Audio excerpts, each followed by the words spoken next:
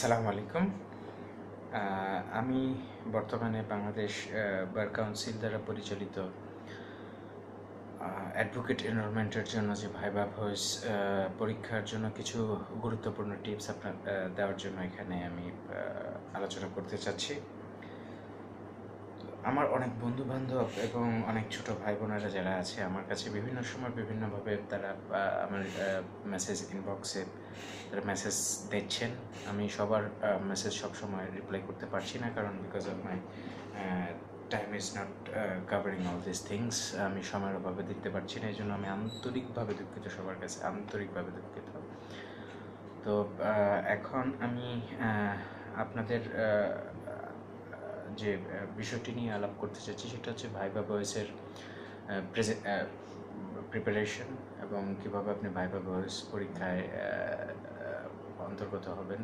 I mean আপনি viva voice পরীক্ষার মধ্যে কীভাবে নিজেকে মানিয়ে নেবেন এবং আপনার প্রিপারেশনটা কেমন হবে, ভাইবা ভয়েস পরীক্ষায় কী কী থাকতে পারে, এই সাধারণ কিছু টিপস নিয়ে আমি আলোচনা করব। তো শুরুতে আমি বলতে চাচ্ছি যে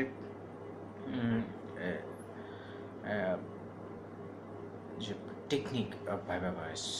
তো এটা টেকনিক হচ্ছে একটা বড় বিষয়। আমি যেটা মনে করি যে আমি মনে করতাম আমার পরীক্ষার সময় যে আমি একটি প্ল্যান করেছি যে আমি কতক্ষণ গিয়ে ভাইবা ভয়েস পরীক্ষায় নিজেকে কতক্ষণ দিতে হবে পরীক্ষা, এটা একটা বড় বিষয়।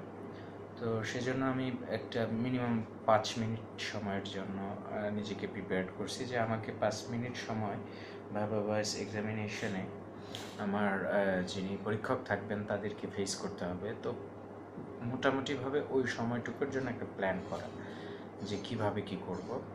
আর সর্বপ্রথম বিষয় হচ্ছে যে it's a matter of destiny. তো ডেস্টিনি ফেভার্স দ্য ব্রেভস। তো সাহসীদের জন্য সবসময় আপনার ভাগ্য আপনাকে ফেভার করবে। তো ভাইবা ভয়েস পরীক্ষাও অনেকটা ওরকম।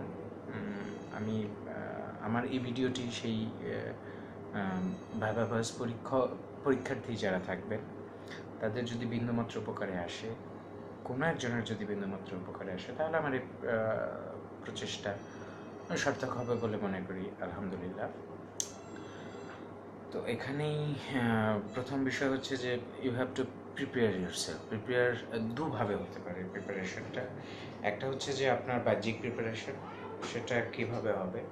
তো বাহ্যিক প্রিপারেশন বলতে আপনার ড্রেস, আর যারা দাড়ি রাখছেন না তারা ক্লিন শেভড আর নিট অ্যান্ড ক্লিন, স্মার্ট একটা নিট অ্যান্ড ক্লিনভাবে আপনাকে ভাইবা ভয়েস রুমে প্রবেশ করতে হবে।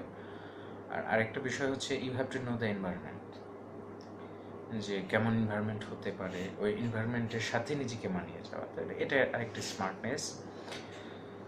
তো আমি মনে করি যে আপনার সমস্ত পেপারসগুলো আপনি বারবার চেক করে বাসা থেকে বের হবেন। এর মধ্যে একটি ইম্পর্ট্যান্ট পেপারস হচ্ছে যে আপনার অ্যাডমিট কার্ড, আপনার সার্টিফিকেটসগুলো এবং আনুষঙ্গিক যে বিষয়গুলো থাকে সেগুলো একটি ট্রান্সপারেন্ট কাগজে অথবা ট্রান্সপারেন্ট একটি ফাইলে আপনি ভাইবা ভয়েস পরীক্ষকের সামনে একজন আপনার পেপারসগুলো চাবে সেগুলো দিবেন।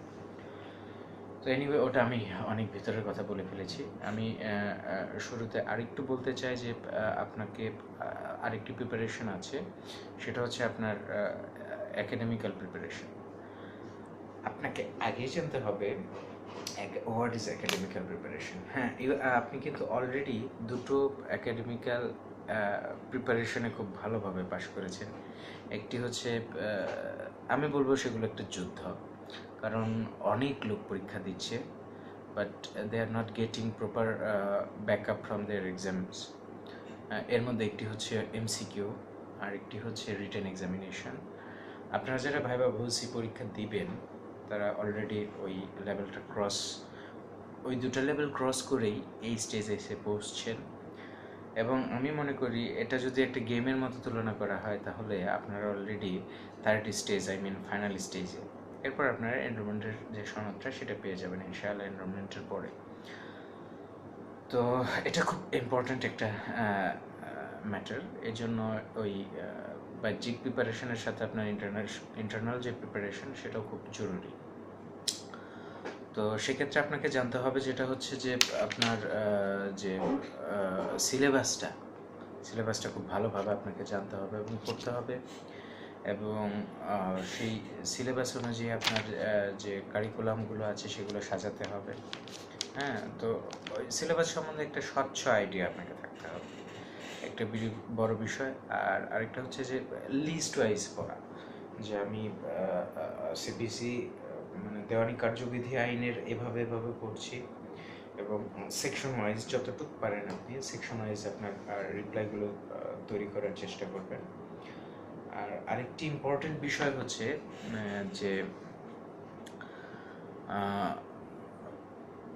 আপনি আপনার সমস্ত যে অ্যাকাডেমিক্যাল অ্যাপ্রোচগুলো আছে এগুলো আপনি গ্রুপ ডিসকাশন করতে পারেন, কারণ আপনারা 2-3 জন বন্ধু একত্রিত হয়ে আপনার এই সিলেবাসগুলোর যে প্রবলেম সেগুলো নিয়ে যদি আলাপ আলোচনা করেন তাহলে অনেক কিছু বেরিয়ে আসবে। আপনারা একটি টিম ওয়ার্কের মাধ্যমে আপনারা আপনাদেরকে সাজাতে পারেন, বিকজ আপনারা জানেন এখন আপনারা খুব একটা বেশি সময় পাচ্ছেন না অথবা পাবেন না আপনাদের অ্যাকাডেমিক্যালি সাজানোর জন্য। আর এখানে এক্সেপশনালি সাজানোর কিছু নাই, যেহেতু আপনি 2টা পরীক্ষা অলরেডি অতিক্রম করেছেন।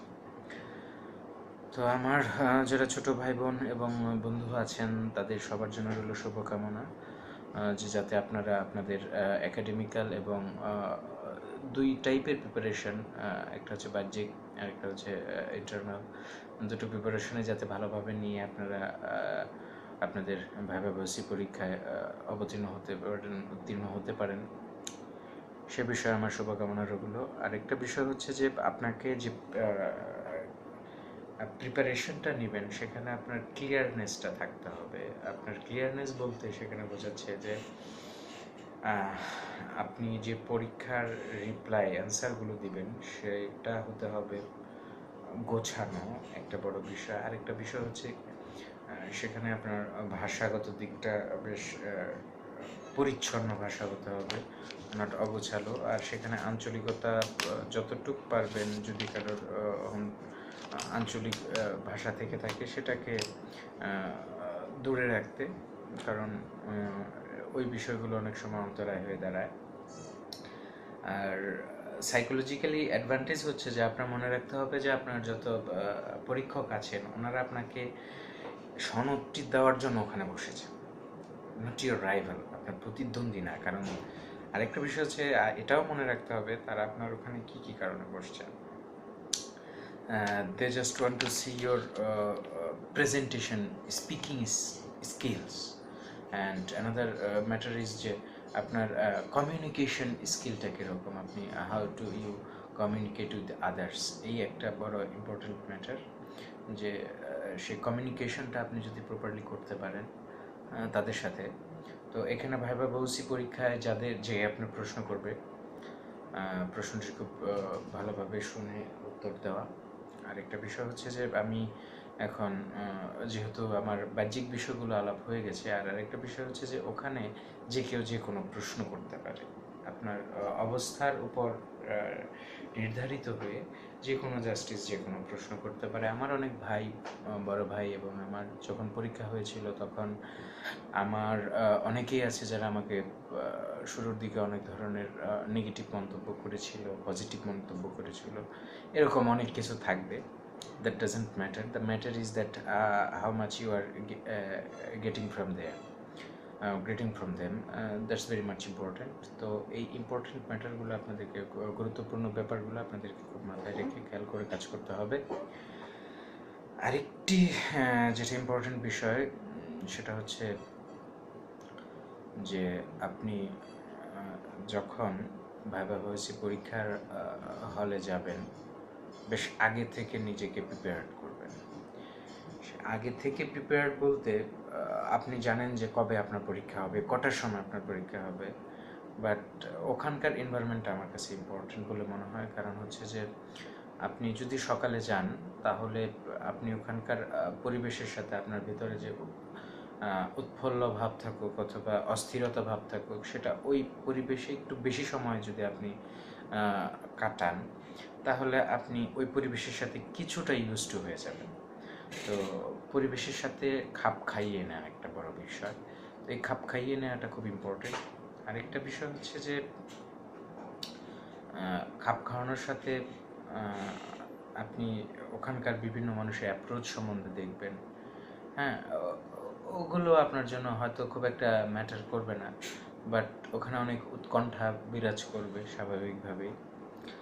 আর সেই জন্য আপনাকে একটু আগে যাওয়া। যদি 10টায় পরীক্ষা হয়, আমি আমার পরীক্ষার সময় আমার খেয়াল আছে আমি 8টা সোয়া 8টা ওর মধ্যে ওখানে গিয়ে পার কাউন্সিলে গিয়ে উপস্থিত হয়েছি, এবং ওই বাকিটার সময় আমি ওখানকার পরিবেশটাকে অবলোকন করেছি যে আমাকে ওখানে, কারণ আমি জানি না কি আসবে পরীক্ষায়, আমি জানি না কীরকম হবে আমার পরীক্ষা।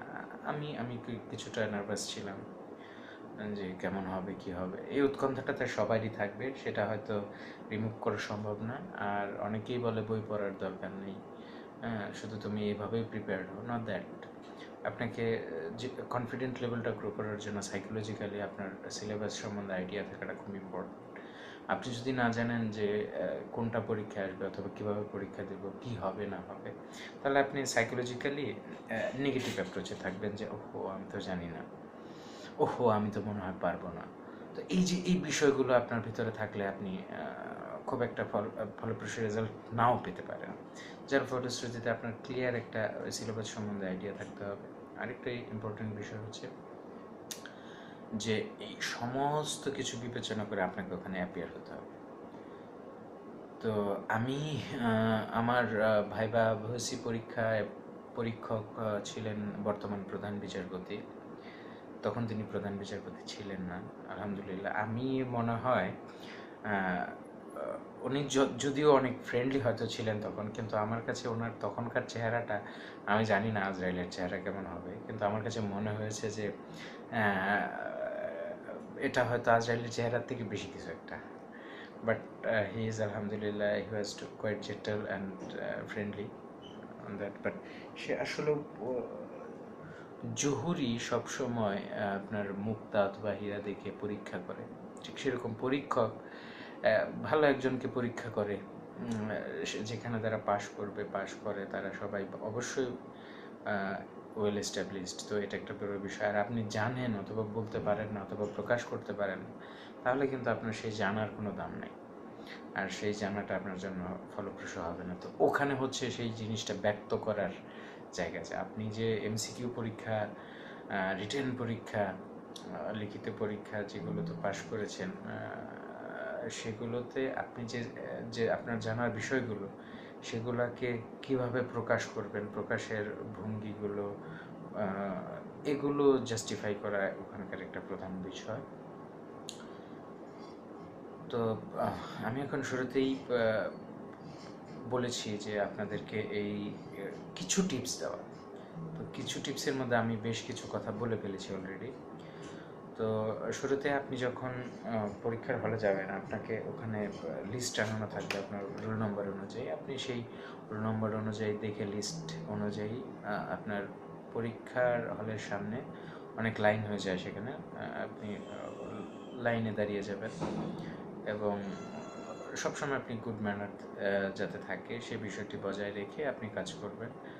আর আরেকটা বিষয় হচ্ছে যে আপনি যখন ভিতরে ঢুকবেন, তখন অবশ্যই পরীক্ষক যারা থাকবেন তাদেরকে সালাম দেওয়া এবং অনুমতি সাপেক্ষে ভিতরে ঢোকা, যে স্যার আমি আসতে পারি, অথবা আমি কি ভেতরে আসবো, এরকম টাইপের। তো এখানে আবার একটা বিষয় আছে যে অনেকে ভিতরে ঢুকে খুব হামকি দামকি ভাব থাকে। আই মিন দ্যাট অনেকেই সবজান্তা সংশয়ের ভাব নিয়ে অনেকে প্রবেশ করে। তো এটা কিন্তু যারা পরীক্ষক থাকেন, রিমেম্বার দ্যাট তারা কিন্তু অনেক অভিজ্ঞ, তারা বিজ্ঞ এবং অভিজ্ঞ। সো কারণ তারা জাস্টিস। তো তাদের সামনে আপনি আপনার মুখের ভাষা বলার আগেই তারা কিন্তু গ্র্যাব করে ফেলবে যে হোয়াট ইউ আর। তো সব জানতা সংশয়ের ভাব নিয়ে না ঢোকা।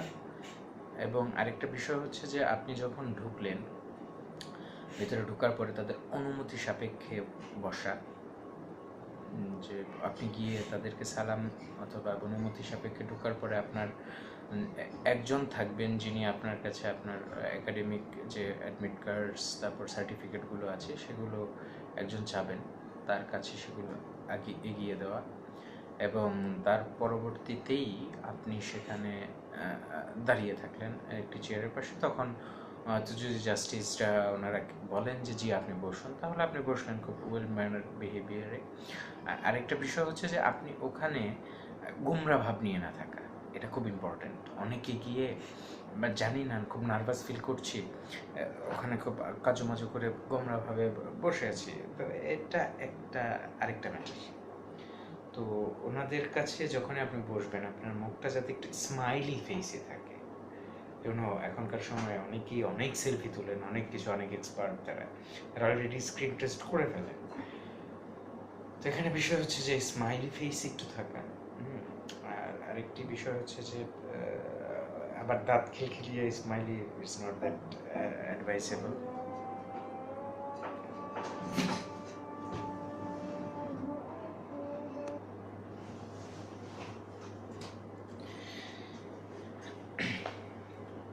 তো সেখানে আরেকটি ইম্পর্ট্যান্ট বিষয় হচ্ছে যে আপনি খুব ক্যালম অ্যান্ড প্লেজেন্ট হিসেবে আপনি বসে আপনার যে কোশ্চেনিয়ার যিনি প্রশ্ন আপনাকে করবেন সেই প্রশ্নগুলোর আপনাকে অ্যাটেন্টিভলি শুনতে হবে। শুনে অথবা প্রশ্নের মাঝখানে তাকে থামিয়ে অন্য কোনো প্রশ্ন করা ইজ নট অ্যাডভাইজেবল হেয়ার। তো তার প্রশ্নগুলো আপনি খুব মনোযোগ সহকারে শোনা এবং শুনে সেই প্রশ্নগুলোর উত্তর দেন, একটা ইম্পর্টেন্ট বিষয়। তো উত্তরটা কীরকম হবে? উত্তরটা ইয়েস অর নো এরকম টাইপের না যে আমি ইয়েস অর নোর মধ্যে থাকতে চাচ্ছি, নট দ্যাট। এখানে ইম্পর্টেন্ট হচ্ছে যে আপনি ওই প্রশ্নকর্তা যে প্রশ্ন করছে সেটাকে কম শব্দের মাধ্যমে যতটুকু পারা যায় তাকে ক্লিয়ারলি বোঝানো, সে যাতে আপনার প্রশ্ন উত্তরটা অতি দীর্ঘ না হয়, আবার খুব ছোটো না হয়, ইয়েস নো বললাম, যেটা লিডিং কোয়েশ্চেন না হয়। সে যিনি প্রশ্ন করবেন তিনি একটি যাতে ফলপ্রসূ উত্তর পান আপনার কাছ থেকে, সে বিষয়টা একটু খেয়াল রাখতে হবে। আর আরেকটা বিষয় হচ্ছে যে আপনি যদি কোনো প্রশ্ন না বোঝেন তাহলে তাদের কাছে অনুনয়ভাবে যে কি প্রশ্ন করেছেন সেটা আপনি হয়তো শুনতে পারেননি অথবা বুঝতে পারেননি, তখন বলা যে স্যার অথবা ইয়োর অনার, আমি আসলে আপনার প্রশ্নটি পুরোপুরি বুঝতে পারিনি অথবা শুনতে পাইনি, আপনি যদি দয়া করে আবার বলেন। বাট আসলেই না যে স্যার আমি শুনি নাই অথবা আমি বুঝি নাই আপনি কি বলছেন, এটা একটা বড় বিষয়। আর আরেকটি বিষয় হচ্ছে যে আপনি টু দ্য পয়েন্টে অ্যান্সার করা পরে আবার অনেক সময় দেখা যায় যে আপনি কোনো প্রশ্নের উত্তর জানেন না, তো সেটার কিয়দংশতে আপনি রিপ্লাই করা অথবা আনুমানিকভাবে কোনো উত্তর দেওয়া আপনার ঠিক হবে না। আপনি যেটা জানেন না সেটাকে আপনি খুব ইজিলি বলে দেবেন আপনি জানেন না। আপনি যদি না জেনে উত্তর দেন, ভুল উত্তর দেন, সেটা কিন্তু একটা ব্যাড ইম্প্যাক্ট পড়বে আপনার পরীক্ষার সময়। তো আপনি ইজিলি বলে দেন, আপনার ভুলটা স্বীকার করেন, কারণ সবাই যে সব কিছু জানবে তা না। আর ওনারা আপনাকে একাধিক প্রশ্ন করবেন, যার ফলশ্রুতিতে আপনাকে একের পর এক উত্তর দিতে হবে। আরেকটি বিষয় হচ্ছে যে আপনি কোনো উত্তর দিতে পারলেন না, এখন আপনার সেই উত্তর না দেওয়াটা, আপনি যদি মনে করেন যে ইস আমি একটা উত্তর দিতে পারলাম না, আপনার ভিতরে যদি এই কমপ্লেক্সটা কাজ করে তাহলে কিন্তু এটা আবার একটা কঠিন খারাপ একটা বিষয়। কারণ আপনি যে উত্তরটা দিতে পারলেন অথবা যেটা পাস হয়ে গেল ওটার কথা ওখানে আর মনে করার বিন্দুমাত্র দরকার নাই। কারণ আপনি যদি ওই সময়টাতে ওই বিষয়টা চিন্তা করেন, পরবর্তীটার রিপ্লাই আপনার যদি জানাও থাকে আপনি গোছানোভাবে দিতে পারবেন না। Forget about that previous question which you don't know, you did not know, so that আপনি পরবর্তী প্রশ্নের ওটার ফোকাস দেন, ফোকাস দিয়ে সেটাকে আপনি ক্লিয়ারলি তাদেরকে বোঝানোর চেষ্টা করেন। তারা আপনাকে, আপনি যদি একটা প্রশ্নের উত্তর দিতে না পারেন তারা 3টা 4টা এরকম প্রশ্ন আপনাকে করবে, কারণ তারা বসে আছে আপনাকে শোনাটা দেওয়ার জন্য। You have to take it, you have to earn it, okay. তো এই বিষয়টা খুব ইম্পর্টেন্ট। তো আপনি এরকমভাবে তারা যে পর্যন্ত আপনাকে প্রশ্ন করবেন, আমার সময় আমি 5 মিনিটের প্রিপারেশন নিয়ে গিয়েছিলাম, বাট আমি দেখেছি আমার হয়তো 6-7 মিনিটের উপরে লেগেছিল। অ্যাজ বিকজ অফ আমি শুরুর দিকে ছিলাম। আমার বোর্ডের যে যত পরীক্ষার্থী ছিলেন তার 2জন কি 3জনের পরে আমার অবস্থান ছিল। তো শুরুর দিকে একটু প্রশ্নকর্তারা যেনারা থাকেন ওনাদের স্পিডটা ভালো থাকে, এনার্জি লেভেলটা হাই থাকে, তো তারা অনেক প্রশ্ন করেন। শেষের দিকে অথবা মাঝখানে কিছুটা কমে যায়, একটু স্থমিত হয়, তো সেটা সাইকোলজিক্যাল ব্যাপার, এটা সবার ক্ষেত্রেই হবে।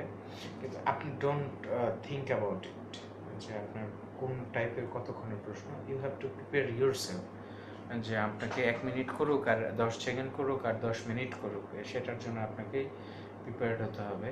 তো এটার জন্য আপনার সাইকোলজিক্যাল অ্যাডভান্টেজ আমি বললাম কীভাবে সেগুলো খেয়াল রেখে কাজগুলো করতে হবে। আর সব কিছু যে জানবেন তা না, অনেক কিছু না জানা থাকবে, সেটাকে স্বীকার করেই আপনাকে এগিয়ে যেতে হবে। আর আরেকটা বিষয় হচ্ছে যে পরীক্ষার যখন ওনারা বলবেন যে ইয়েস ওয়েলকাম অথবা জি আপনি আসতে পারেন, তখন আপনি আপনার যে অ্যাডমিট কার্ড এবং সার্টিফিকেটগুলো আছে ওগুলো সুন্দর করে বুঝে নিয়ে তাদের দিকে মুখ করে আপনি দরজা থেকে যখন বের হবেন চেষ্টা করবেন একটা বউ করে, ছোটোখাটো একটা বউ দিয়ে আপনি বের হলেন, এবং তাতে তাদের ইমপ্রেশনটা অথবা ধন্যবাদ স্যার এভাবে বলে আপনি বের হতে পারেন। তো তারপরে আপনার কি হলো, কে কি প্রশ্ন করলো, ভাই আপনি কয়টা পার্সেন্ট কি পার্সেন্ট, এটা এটা ইররিলেভেন্ট, এইগুলোর উপর ফোকাস করা আপনার দরকার নেই। But focus on your study, focus on your study, focus on your behaviour, focus on your skills, presentation, এটা সবচেয়ে ইম্পর্ট্যান্ট। তো এই কয়েকটা বিষয় আপনাকে খুব ভালোভাবে খেয়াল রাখতে হবে। তো আমি আশা করি আমার এই ভিডিও অথবা এই প্রয়াসের মাধ্যমে হয়তো আপনাদের বিন্দুমাত্র উপকার লাগতে পারে অথবা আসতে পারে। তো তারপরে যদি কারো কোনো প্রশ্ন থাকে আমাকে দয়া করে কমেন্টস অপশনে গিয়ে হয়তো যদি আপনারা প্রশ্ন করেন তাহলে আমি চেষ্টা করব সেগুলো রিপ্লাই দিতে। আর তৎপরবর্তীতে আমার হয়তো এখানে অনেক ঘাটতি থাকতে পারে, বাট আমি দেখেছি যে ভাইভা ভোসি সম্পর্কে কোনো রকম কোনো ভিডিও টিউটোরিয়াল নাই, এবং আমার প্রয়াসটা কতটুকু সার্থক হবে যখন আপনার রেসপন্স আমি ব্যাকআপ পাবো। তো এর ফলশ্রুতিতে ভিত্তি করে আমি হয়তো পরবর্তী সময়ে আপনাদেরকে আরও অনেক কিছু বললেও বলতে পারি, এবং আল্লাহ যদি আমাকে সুযোগ দেন ইনশাআল্লাহ, এবং আমার ছোটো ভাই বোনেরা আমাকে যদি বেশিভাবে এনকারেজ করেন যে ভাই আপনার ইনস্ট্রাকশন ইন্ডিকেশন দরকার, তাহলে I shall be please to be with you ইনশাআল্লাহ। এবং সে পর্যন্ত আমি সবার জন্য দোয়া করছি, আল্লাহ যেন আপনাদের সবাইকে ভালো রাখেন, এবং আমার জন্য সবাই দোয়া করবেন। সেজন্য এখন ফি আমানিল্লাহ, আল্লাহ হাফিজ।